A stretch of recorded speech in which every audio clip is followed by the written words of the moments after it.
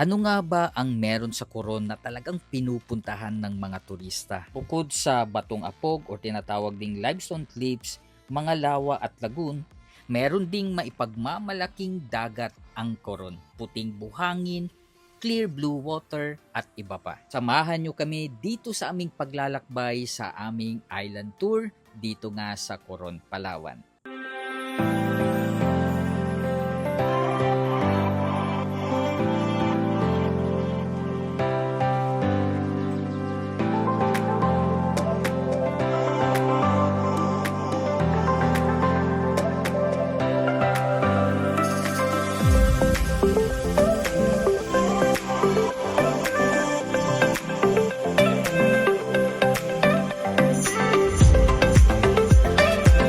Okay, so right now guys, this is our third day and our third tour dito nga sa May Coron. And ang kinuha ko ngayon guys is seafood escapade, charot. Ano siya, island escapade pa rin, hindi ko na maalala, pero we have three beach destination na pupuntahan. So kahapon puro lagoon, puro lake. Ngayon naman is mga beaches na syempre yung pinagbabalaki dito sa Coron. So I'm so excited. Naglagay pa naman ako ng sunscreen ngayon. Sunscreen pero walang araw. So okay lang, at least nakadepensa tayo. Kahapon kasi nalibutan ko yung yung sunscreen. So pupuntahan na natin. Let's go. So ito yung every morning na na scenery dito sa Coron Town or Luwalhati Park. Daming tao and kikita mo talaga majority talaga na dito guys, puro foreigner. Bihira lang makakita ng Filipino. So talagang sikat to sa buong mundo kasi puro foreigner So syempre proud tayo, merong napupuntahan yung mga turista dito. Yan yung famous na logo, I am Coron. Okay, so right now papunta na naman tayo sa boat. And again, ang pupuntahan namin ngayon is tatlong beaches and kahapon walang beach kahit isa. Kasi nga medyo pagod na. Merong CYC beach pero pagod na talaga, wala nang energy. So hindi na ako tubulod. Pero right now overloaded naman tayo ng ng beaches kasi lahat beaches sa pupuntahan natin ngayon. So I'm so excited. Let's go. Makamalon and wala pa, I think nasa kalagitnaan na tayo, pero grabe ang alon. Tingnan nyo guys.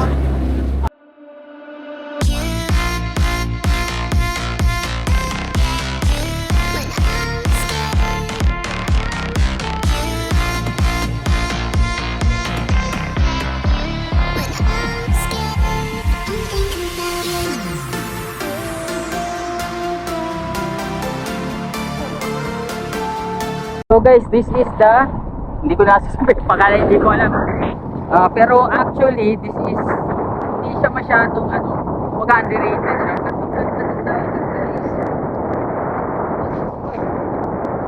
Tingnan nyo naman. Boracay. Ito lang yan sa Coron. To be fair, yung kanyang guys, yung kanyang sand is para siyang may pagkadahikan. Pero yung tubig talagang Boracay na Boracay. Ayun naman. Diba? Dito lang yan sa Coron. Gusto nyo ng check natin.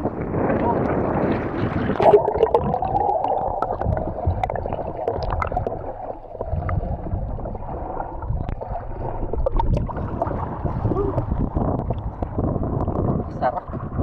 Grabe.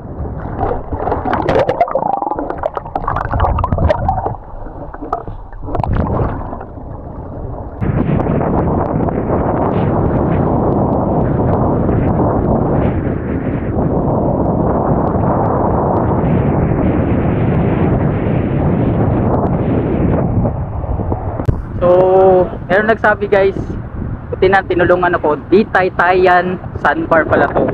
At least nalaman natin before tayo makaalis. Medyo Legit, makalimot din talaga. Tingnan nyo.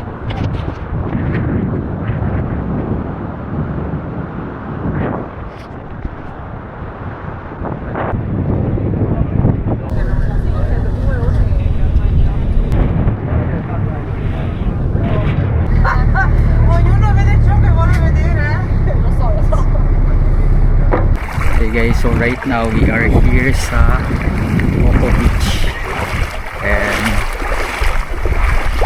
ito kami magdadaan. Swimmable naman siya but ugali ka na dun sa Ditaytayan Sandbar, parang hindi mo nagugustuhin na galo doon, pero maganda yung lugar. Yung sun niya napakapino rin, oh. Tingnan nyo guys, maganda yung sun niya, yun, oh. Maganda, pino, at saka may pagka-secluded siya kasi may mga puno, mga coconut trees, iba't-iba pa. Tapos maganda rin yung ano dito, parang relaxing lang yung lugar. Maraming mga shaded area, pwede ka makapag-relax dito. Tahimik din compare doon sa kabila. Pwede kang mag-explore dito eh. O, diba? Nice. Okay, mas ma-appreciate ko yung ganda kung hindi ako naka-sunglass. Ha? Ay, private. Pasensya. Dito lang bang ano? Okay.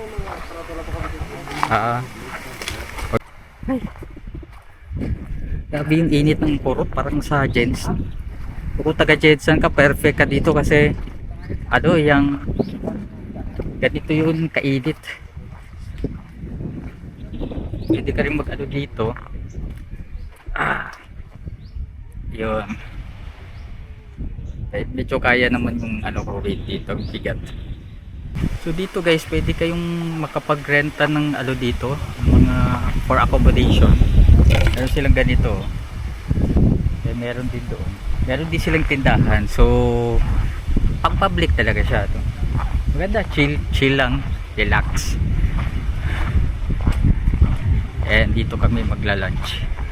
So dire may maliog to. Ayun. Gutom na rin ako.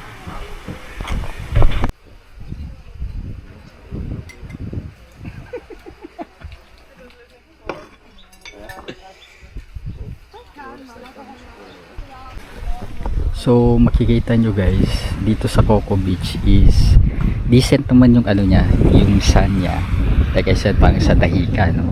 Yung tubog okay lang din, pero merong mga times na meron daw mga jellyfish dito. So it's not really advisable na liguan yung medyo doon sa may bandang dulo, no? So pwede dito, pero syempre murag ano man maglisod mag-risk to.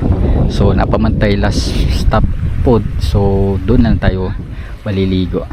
The first and the third daw ang maganda, and dito daw sa Coco is for ano talaga, for lunch break.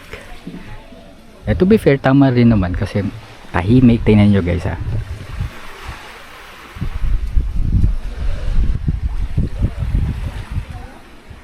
O diba, halos po halos dagat lang yung naririnig mo. Okay na okay dito, especially kasi pwede ka mag-overnight dito with your family or friends. Yun.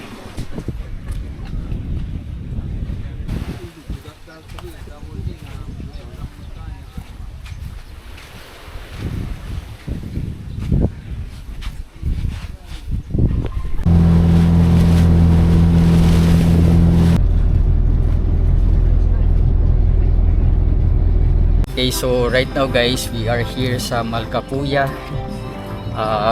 Paradise. And dito muna tayo sa ano guys, sa drop off kasi bawal na yata doon sa ano, sa harap talaga nila. So maglalakad daw ng around 3 minutes. So syempre okay lang, carry lang naman. Check natin kung gaano kaganda tong Malcapuya or Malcapuyan. beach. So let's go. Konting lakad lang naman to.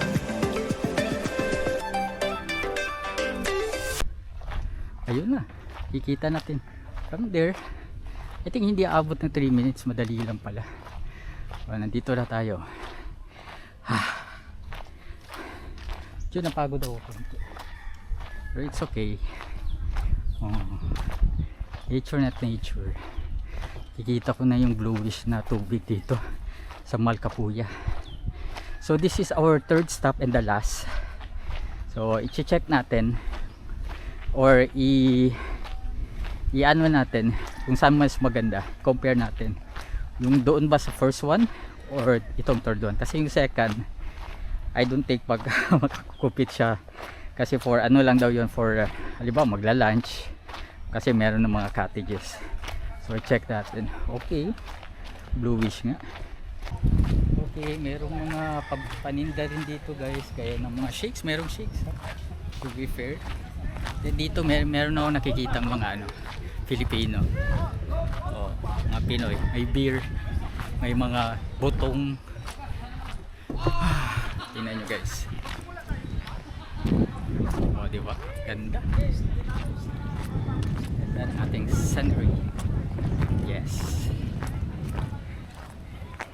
So meron din silang mga cottages dito. I think this is a privately private owned na to siya. Ipapakita ko sa inyo guys. Ayun, oh. Okay, very nice. Nga lang medyo mainit pa. Wow. Grabe, ang ganda pala dito. This is very nice. Doon tayo sa may bandang dulo para makapag-relax tayo. Kukuha ko ng drone shots guys. So yung kasi sa sa may Coco hindi ako makapagkuha kasi hindi naman siya masyadong okay. Doon naman sa first one, doon kami dinak sa may malayo. So baka mabasang yung drone. So dito na lang. Okay, sun check tayo. Ito yung sun niya. Okay. Kung not as fine sa Boracay, pero fine siya guys. Pero meron lang siyang mix ng yung parang bits ng ng shell. Pero ano pa rin siya, yan. Powdered pa rin siya. Powdered pa rin. Ang ganda ng color ng tubig. Grabe, ang daming drone. Ayun, I love Malcapuya.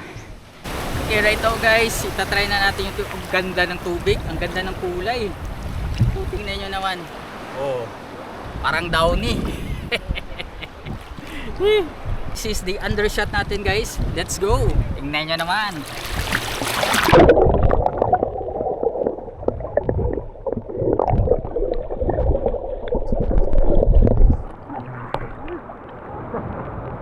Grabe. And makikita natin dito guys, parang to sila, nag-coral. Nag-diving sila. Ayun. Meron silang mga corals doon. Ito naman yung bandang east dito sa kalimutan ko na naman. Ay nako. Lagi na Malpascua. Malpascua, charot. So ito yung kanilang gusto mo magmuni-muni. Tapos ang ganda na ng sun guys dito, oh. Kumbaga sa Boracay Station 1 na siya. Pero medyo may bato lang konti. Tingnan oh, di ba? Ang ganda ng place. But I think we have to go na since medyo na umaalis na yung mga kasama ko. So kailangan ko na rin umalis. So yes, that is our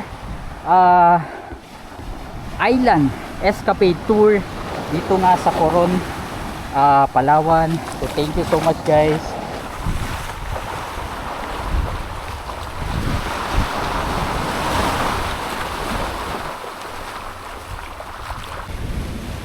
Yes, I love Coron, Palawan. Grabe, solid na solid talaga dito guys. Subukan nyo, a must try. Huwag tayong magpapahuli. Grabe, ang daming foreigners dito. So dapat tayo mismo, no, mga Filipino mismo yung mag patronize, no, ng ating mga ganda ng mga tourist spot. And grabe, solid na solid. Ang daming magagandang places dito. Isa na nga dito, itong beach na to, nalimutan ko lang yung pangalan. Ang ganda ng lugar, ang ganda ng sun, Boracay, tapos ang ganda ng tubig. Kita nyo naman. So pauwi na tayo guys. Yun, thank you so much. Grabe ang sun dito guys, oh. Boracay talaga. Ito yung Boracay sun talaga. Oo. Na-miss ko tuloy yung Boracay, yung first punta ko. Pero ito yung tinatawag kong pulburon, no? Ganito yung texture ng pulburon. Ganito yung ano niya guys, yung tekstura niya. Maganda yung sun, blue water, and syempre chill lang na vibes.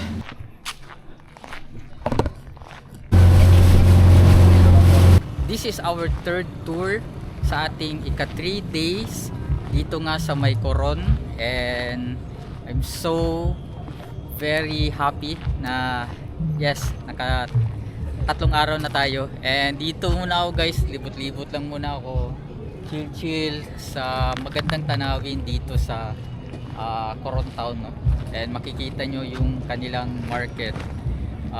Meron silang ano dito, mga restaurant dito, yung mga tours dito nga sa pangalan sa ilang park dire. And yun lang. So maglalakad lang ako guys kasi malapit lang yung ano namin dito, yung aking room accommodation. So lalakarin ko na lang. Okay? And before pala ako guys, siguro mag-ano muna ako, kakain muna ako para naman busog tayo bago tayo makauwi. Okay, thank you guys.